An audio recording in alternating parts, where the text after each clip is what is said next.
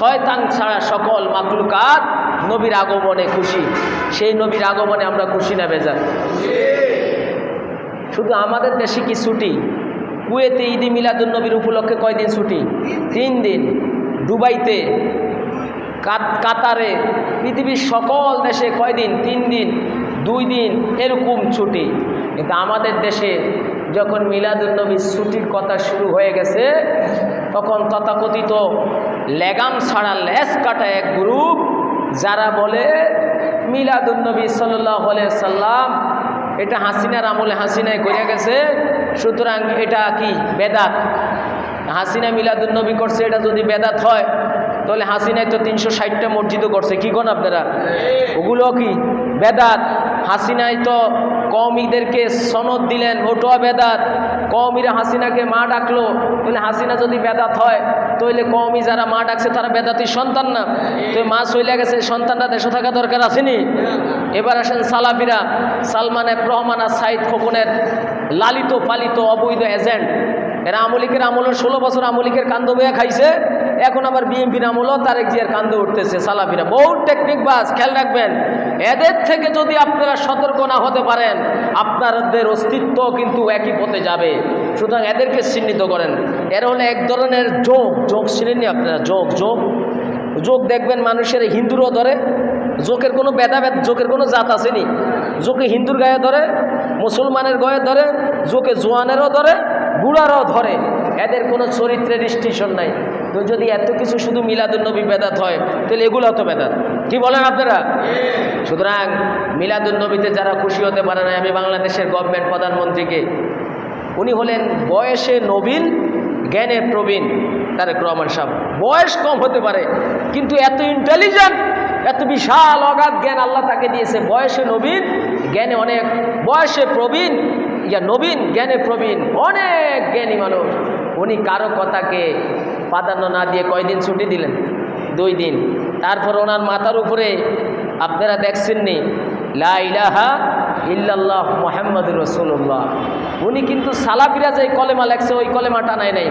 সালাফিরা লা ইলাহা ইল্লাল্লাহ উর্ফি দিয়া নিচে মুহাম্মাদুর রাসূলুল্লাহ লেখছে। উনি কিন্তু আদি কলেমা, যেটা আল্লাহ পাকের হাবিবের আমল থেকে শুরু হয়েছে, ওইভাবে উনি লিখেছেন লা ইলাহা ইল্লাল্লাহ মুহাম্মাদুর রাসূলুল্লাহ। আমার ভাইরা, নবী কি কোনো দলের? একটু জবান খুলে বলেন, নবী কোনো দলের?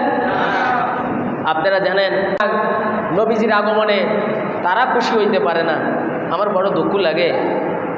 আমাদের মাননীয় প্রধানমন্ত্রী তারেক রহমান সাহেব হাটহাজারী মাদ্রাসায় গেছিলেন। তা হাটহাজারী মাদ্রাসার ছেলেরা দেখলাম ওনার শানে আরবি নাত বানাইছে। কি বানাইছে? আরবি সঙ্গীত গাইতেছে দাঁড়িয়ে দাঁড়িয়ে।